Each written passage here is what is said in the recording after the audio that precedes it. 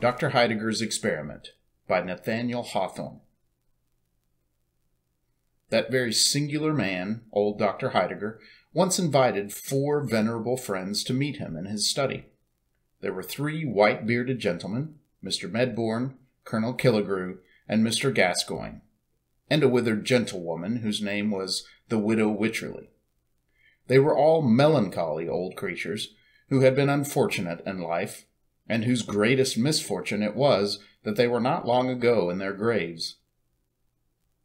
Mr. Medbourne, in the vigor of his age, had been a prosperous merchant, but had lost his all by a frantic speculation, and was now little better than a mendicant.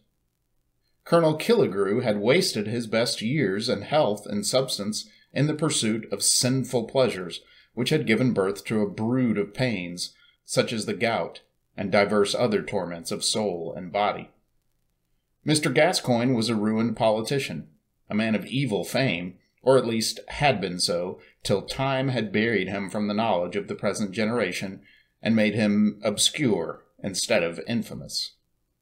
As for the widow Wycherley, tradition tells us that she was a great beauty in her day, but for a long while past she had lived in deep seclusion on account of certain scandalous stories which had prejudiced the gentry of the town against her.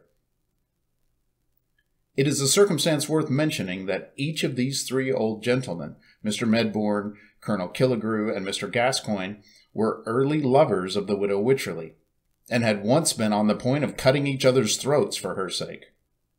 And before proceeding farther, I will merely hint that Dr. Heidegger and all his 4 guests were sometimes thought to be a little beside themselves, as is not infrequently the case with old people when worried either by present troubles or woeful recollections.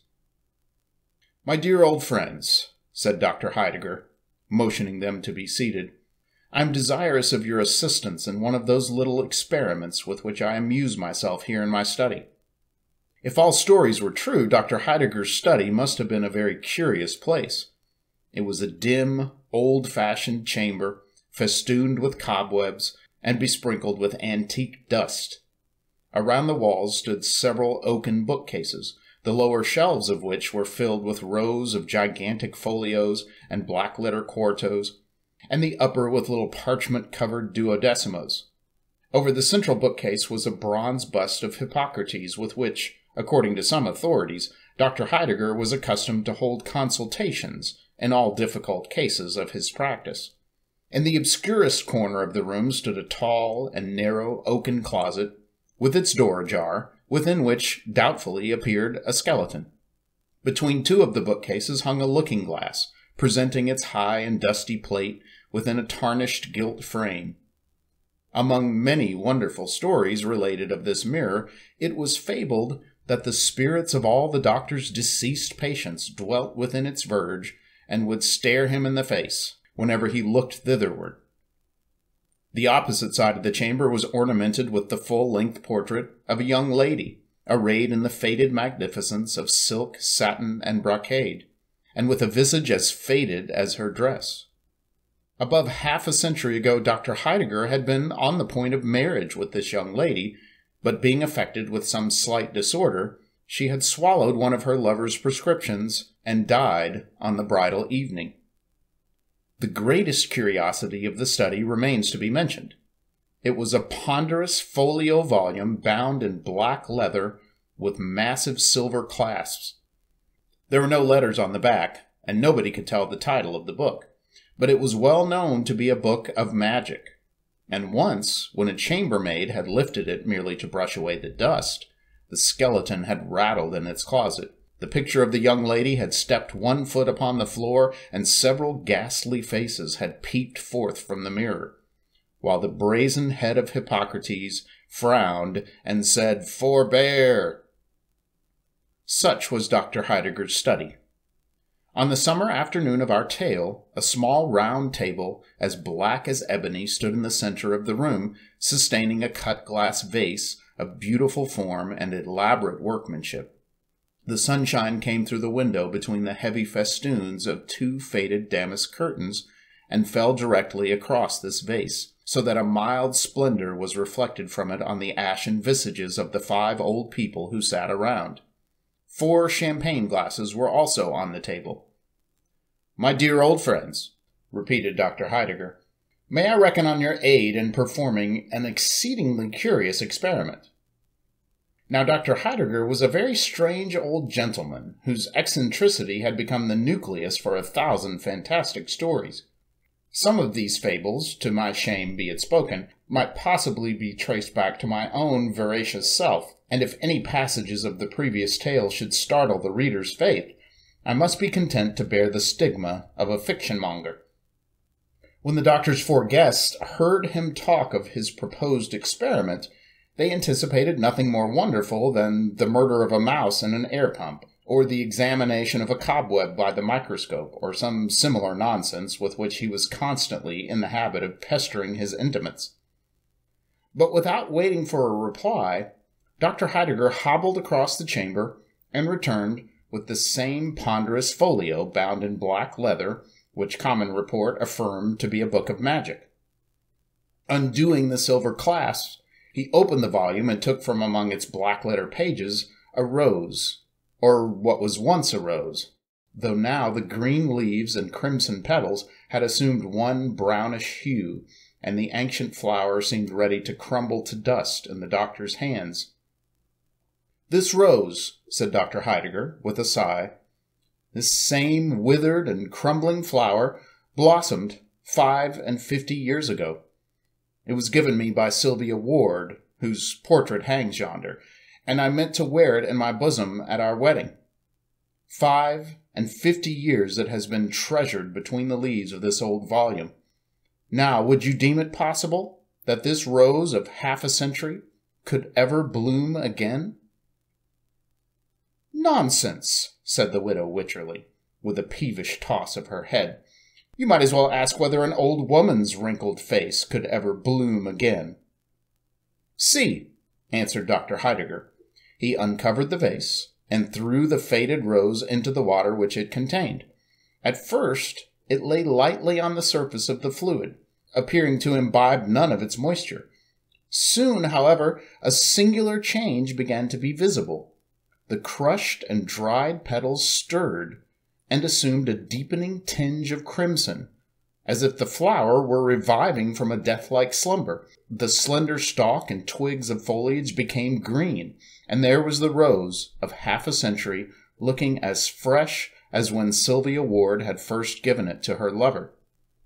It was scarcely full-blown, for some of its delicate red leaves curled modestly around its moist bosom, within which 2 or 3 dewdrops were sparkling. "That is certainly a very pretty deception," said the doctor's friends, carelessly, however, for they had witnessed greater miracles at a conjurer's show. "Pray, how was it effected?" "Did you ever hear of the Fountain of Youth?" asked Dr. Heidegger, "which Ponce de Leon, the Spanish adventurer, went in search of 2 or 3 centuries ago?" "But did Ponce de Leon ever find it?" said the widow Wycherley. "No," answered Dr. Heidegger, "for he never sought it in the right place. The famous Fountain of Youth, if I am rightly informed, is situated in the southern part of the Floridian Peninsula, not far from Lake Macaco. Its source is overshadowed by several gigantic magnolias which, though numberless centuries old, have been kept as fresh as violets by the virtues of this wonderful water. An acquaintance of mine, knowing my curiosity in such matters, has sent me what you see in the vase." "Ahem," said Colonel Killigrew, who believed not a word of the doctor's story. "And what may be the effect of this fluid on the human frame?" "You shall judge for yourself, my dear Colonel," replied Dr. Heidegger, "and all of you, my respected friends, are welcome to so much of this admirable fluid as may restore you to the bloom of youth. For my own part, having had much trouble in growing old, I am in no hurry to grow young again. With your permission, therefore, I will merely watch the progress of the experiment." While he spoke, Dr. Heidegger had been filling the 4 champagne glasses with the water of the Fountain of Youth. It was apparently impregnated with an effervescent gas, for little bubbles were continually ascending from the depths of the glasses and bursting in silvery spray at the surface. As the liquor diffused a pleasant perfume, the old people doubted not that it possessed cordial and comfortable properties, and though utter skeptics as to its rejuvenescent power, they were inclined to swallow it at once. But Dr. Heidegger besought them to stay a moment. "Before you drink, my respectable old friends," said he, "it would be well that, with the experience of a lifetime to direct you, you should draw up a few general rules for your guidance in passing a second time through the perils of youth. Think what a sin and shame it would be if, with your peculiar advantages, you should not become patterns of virtue and wisdom to all the young people of the age." The doctor's 4 venerable friends made him no answer, except by a feeble and tremulous laugh. So very ridiculous was the idea that, knowing how closely repentance treads behind the steps of error, they should ever go astray again. "Drink then," said the doctor, bowing. "I rejoice that I have so well selected the subjects of my experiment." With palsied hands, they raised the glasses to their lips. The liquor, if it really possessed such virtues as Dr. Heidegger imputed to it, could not have been bestowed on 4 human beings who needed it more woefully. They looked as if they had never known what youth or pleasure was, but had been the offspring of nature's dotage, and always the gray, decrepit, sapless, miserable creatures who now sat stooping round the doctor's table, without life enough in their souls or bodies to be animated even by the prospect of growing young again. They drank off the water and replaced their glasses on the table. Assuredly, there was an almost immediate improvement in the aspect of the party, not unlike what might have been produced by a glass of generous wine, together with a sudden glow of cheerful sunshine brightening over all their visages at once. There was a healthful suffusion on their cheeks instead of the ashen hue that had made them look so corpse-like. They gazed at one another and fancied that some magic power had really begun to smooth away the deep and sad inscriptions which Father Time had been so long engraving on their brows. The widow Wycherley adjusted her cap, for she felt almost like a woman again. "Give us more of this wondrous water," cried they, eagerly.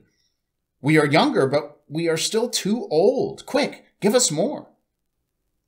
"Patience, patience," quoth Dr. Heidegger, who sat, watching the experiment, with philosophic coolness. "You have been a long time growing old.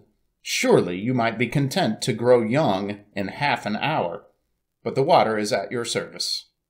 Again he filled their glasses with the liquor of youth, enough of which still remained in the vase to turn half the old people in the city to the age of their own grandchildren. While the bubbles were yet sparkling on the brim, the doctor's 4 guests snatched their glasses from the table and swallowed the contents at a single gulp. Was it delusion? Even while the draught was passing down their throats, it seemed to have wrought a change on their whole systems. Their eyes grew clear and bright. A dark shade deepened among their silvery locks. They sat around the table, 3 gentlemen of middle age and a woman hardly beyond her buxom prime. "My dear widow, you are charming," cried Colonel Killigrew, whose eyes had been fixed upon her face while the shadows of age were flitting from it like darkness from the crimson daybreak. The fair widow knew of old that Colonel Killigrew's compliments were not always measured by sober truth, so she started up and ran to the mirror, still dreading that the ugly visage of an old woman might meet her gaze. Meanwhile, the 3 gentlemen behaved in such a manner as proved that the water of the fountain of youth possessed some intoxicating qualities, unless, indeed, their exhilaration of spirits were merely a lightsome dizziness caused by the sudden removal of the weight of years. Mr. Gascoigne's mind seemed to run on political topics, but whether relating to the past, present, or future could not easily be determined, since the same ideas and phrases have been in vogue these 50 years. Now he rattled forth full-throated sentences about patriotism, national glory, and the people's right, Now he muttered some perilous stuff or other in a sly and doubtful whisper, so cautiously that even his own conscience could scarcely catch the secret. And now again he spoke in measured accents and a deeply deferential tone, as if a royal ear were listening to his well-turned periods. Colonel Killigrew, all this time, had been trolling forth a jolly bottle song, and ringing his glass in symphony with the chorus, while his eyes wandered toward the buxom figure of the widow Wycherley. On the other side of the table, Dr. Medbourne was involved in a calculation of dollars and cents, with which was strangely intermingled a project for supplying the East Indies with ice by harnessing a team of whales to the polar icebergs. As for the widow Wycherley, she stood before the mirror, curtsying and simpering to her own image and greeting it as the friend whom she loved better than all the world besides.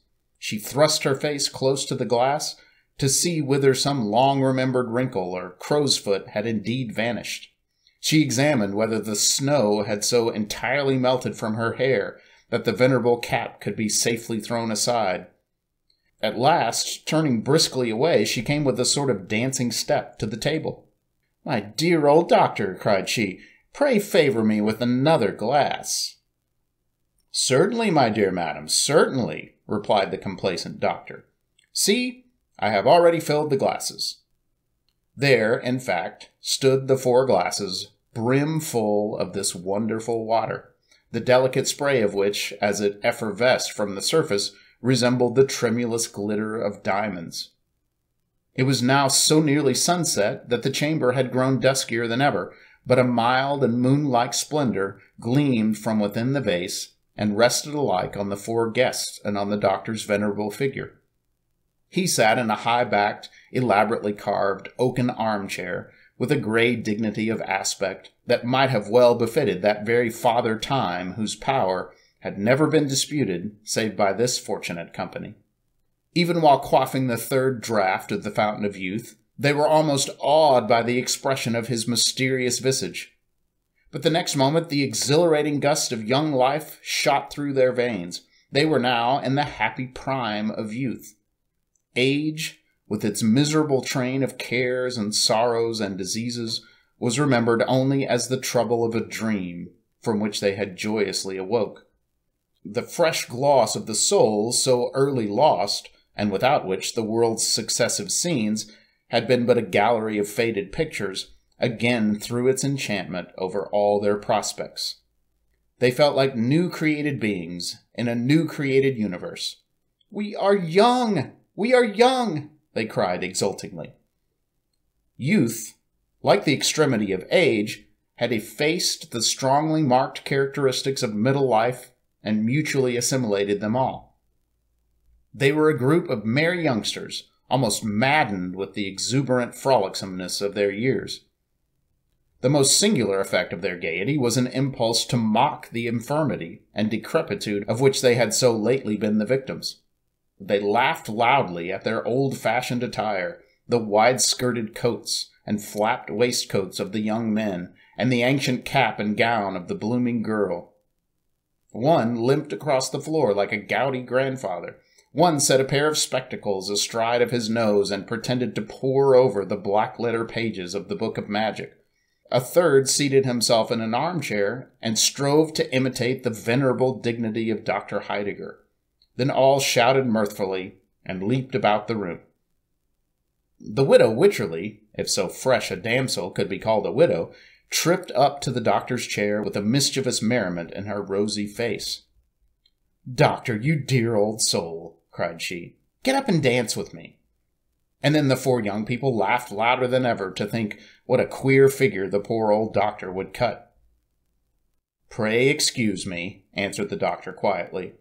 "I'm old and rheumatic, and my dancing days were over long ago, but either of these gay young gentlemen will be glad of so pretty a partner." "Dance with me, Clara!" cried Colonel Killigrew. "No, no, I will be her partner," shouted Mr. Gascoigne. "She promised me her hand 50 years ago," exclaimed Mr. Medbourne. They all gathered round her. One caught both her hands in his passionate grasp. Another threw his arm about her waist. The third buried his hand among the glossy curls that clustered beneath the widow's cap. Blushing, panting, struggling, chiding, laughing, her warm breath fanning each of their faces by turns, she strove to disengage herself, yet still remained in their triple embrace. Never was there a livelier picture of youthful rivalship, with bewitching beauty for the prize.